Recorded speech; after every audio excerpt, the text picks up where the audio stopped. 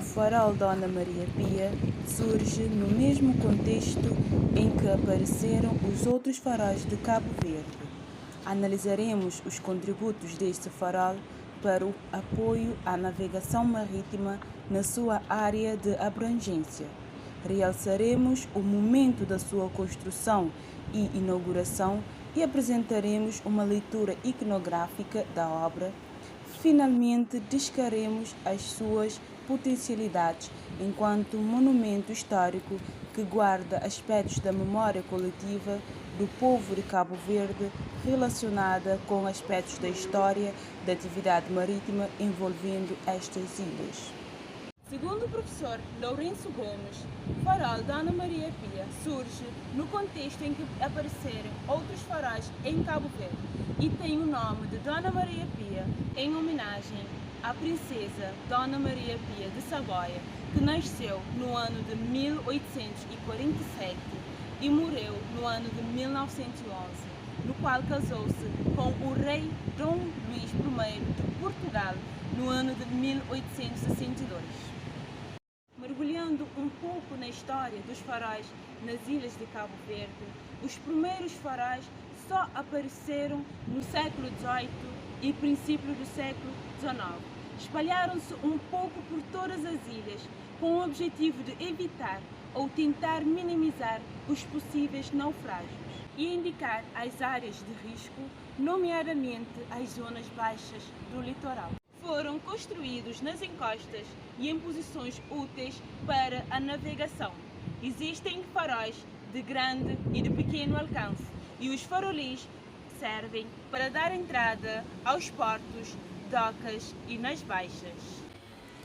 Segundo o professor Lourenço Gomes, importa salientar que a penúria em que se vivia no final do século XIX, associada às limitações tecnológicas e ainda a uma administração e burocracia retrógradas, adensam os obstáculos e dificuldades impostos pela natureza, transformando em heróis todos os intervenientes na edificação dos faróis. Tal estatuto abarca a difícil e onerosa decisão superior, inclui igualmente a ousada e provada engenharia na modelação de perigosas vias por onde deviam passar gente e material para construção, equipamento e manutenção dos faróis. De acordo com a literatura consultada, os faróis classificam-se em faróis marítimos, faróis aeromarítimos e barcos faróis. Faróis marítimos são destinados exclusivamente à navegação marítima, têm um feixe luminoso com uma pequena abertura angular vertical. Faróis aeromarítimos são vocacionados para apoiar a navegação marítima e aérea, sendo o seu feixe de grande abertura angular e vertical, e barcos faróis, fundeados em locais onde não é possível a instalação normal de um farol, construídos num assento de argamassa perante a falta de condições naturais. Conforme o alcance da luz, o farol está diretamente relacionado com a sua altura, com a sua potência luminosa, sistema óptico e também com a transparência atmosférica. No entanto, é a característica do feixe luminoso, sua cor e intensidade, o que mais interessa para a identificação de um farol. Os faróis em Cabo Verde desempenharam e continuam a desempenhar um papel importante no que diz respeito à navegação nas perigosas encostas desse arquipélago, uma vez que as ilhas cabo-verdianas careciam de portos totalmente seguros. No passado, era necessário um grande esforço para evitar os sucessivos naufrágios e acidentes que se registravam principalmente nas entradas dos portos e das baixas. Com pouca divulgação histórica, os faróis desempenharam um papel relevante na navegação europeia no período pós-descobrimento nas águas do Atlântico deste espaço arquipelágico, tendo em conta que Cabo Verde funcionou como uma ponte de escala obrigatória para os navios que circulavam no Atlântico. Em Cabo Verde existem cerca de 70 faróis, distribuídos pelas ilhas, sendo 5 de aterragem destinada ao apoio do tráfego aéreo, os restantes exclusivamente marítimos para indicarem a aproximação dos portos, docas e baixas. Em 15 de abril de 1879, estando consciente o governador-geral das obras de primeira necessidade para a província de Cabo Verde, dirigiu um ofício ao Ministério e Secretaria de Estado dos Negócios, da Marinha e Ultramar, a propósito das obras indispensáveis à província de Cabo Verde. No mesmo, exortou para as edificações que julgava prioritariamente necessárias. No mesmo ofício, destacava a necessidade absoluta de prover a iluminação do arquipélago, começando por estabelecer e construir alguns faróis, especialmente que tivessem por fim auxiliar a navegação para o Porto Grande da ilha de São Vicente, onde a concorrência de navios era extraordinária e aumentava consideravelmente.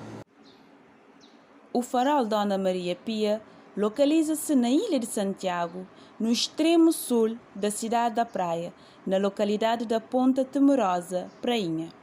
A norte, confronta-se com o Seminário de São José, a sul com o mar, a este com a praia balnear de Quebra-Canela e a oeste com a praia balnear de Prainha. Ele é avistado de quase toda a cidade, sobretudo do lado sul, em particular do Platô, a Chada Santo Antônio e a Chada Grande. Este farol é considerado um dos marcos da cidade capital. A sua inauguração coube ao governador, capitão de fragata, Antônio do Nascimento Pereira Sampaio, ascendente do ex-presidente da República Portuguesa, Jorge Sampaio. Esteve também presente na cerimônia o presidente da Câmara de então, o Sr. Henrique Vasconcelos. Desempenha a função de aterragem, assim como da aproximação do ilhéu de Santa Maria e do atual Porto da Praia. O anexo deste, durante 7 anos, serviu como residência do faroleiro Sr. Malaquias e sua família, mas essa função é habitual em quase todos os faróis de Cabo Verde, talvez não só como objetivo de garantir uma habitação ao faroleiro e à sua família, como também uma forma de garantir a presença permanente no farol que, em certos casos, se situa em locais distantes da comunidade e de difícil acesso. Noutros tempos, como vimos acima deste espaço, serviu também de mirador e aí foi instalado o primeiro ponto deste capítulo, dado que esse ponto era possível observar bem o oceano e, se puder, alertar dos perigos vindos do mar. Do ponto de vista formal, observamos uma composição a mesma anexada à torre faroleira. Este edifício é uma construção de pedra e argamassa coberto de betão, com as paredes laterais lisas, salientadas por um remate em forma cornichas contínuas, onde se salientam 2 finos frisos paralelos. Do lado direito apresenta 3 janelas expostas de modo regular, sendo as 2 primeiras ligeiramente maiores, sendo todas rematas por lintel em arco, talvez uma forma encontrada para enfatizar a estética construtiva em voga na época. De resto, características que observamos em muitas edificações, erguidas um pouco por toda a urbe da praia em finais do século XIX. O edifício foi delineado com uma porta principal que dá acesso ao complexo, ostentando a torre do farol 2 anexos, sendo um logo na entrada separado da torre e um outro colado ao farol propriamente dito. O primeiro anexo é coberto de telha marselhesa a duas águas, o segundo é de betão. A torre é octogonal e ostenta 11 janelas. Essa torre contém um varandim de ferro suportado por uma cornija e termina por cúpula, também de forma octogonal, com o pináculo arredondado, rematado por quatro pontos cardeais.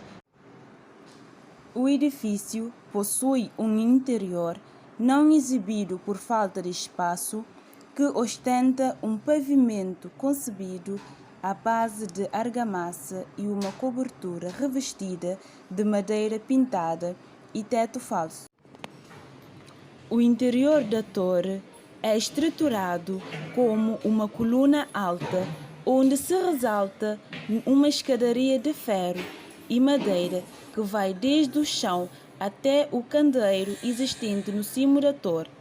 Este candeeiro faz parte de uma complexa estrutura em ferro e vidro bem resistente, por sua vez enquadrada por uma espécie de cabine rematada pela cúpula a que já nos referimos, donde irradia a luz que guia a navegação. A cúpula é igualmente octogonal, estruturada por sua vez de metal, tendo no seu interior a lâmpada que funciona hoje à base de eletricidade, tendo anteriormente funcionado através do gás. Trata-se de candeeiro, é de vidro, com uma complexa proteção de ferro que serve para sua preservação. Este farol possui dois tipos de anexos, sendo o primeiro logo à entrada, separada da torre, e um segundo anexado à mesma torre. O primeiro serve de residência do faroleiro, é coberto de telha marselhesa a duas águas, e o segundo, dependência da habitação, é coberto de betão. Os faróis podem ser vistos como potenciais monumentos históricos, tendo em conta a memória coletiva que guardam para a posterioridade e as possibilidades de estudo que abrem sob ponto de vista estético, ou seja, os estilos construtivos que os suportavam bem com a sua função de orientação para os homens do mar e do ar. Salientamos, por fim, a relação existente entre este farol e demais guias luminosos que integram todo o complexo de apoio à navegação marítima concebido para o arquipélago de Cabo Verde. Constatamos na documentação consultada que o farol em referência e os demais faróis existentes na ponta oeste da Ilha do Sal, na ponta leste da Ilha de São Nicolau e no ilhéu do Porto de Sal Rei, na Ilha da Boa Vista, complementam o conjunto de faróis que formam o eixo mais importante de apoio à navegação nestas ilhas, que é situado na zona do canal entre São Vicente e Santo Antão, tal como é referido nos textos de arquivo. Pessoal, chegamos ao fim do nosso programa. Espero que tenham gostado. Fiquem bem.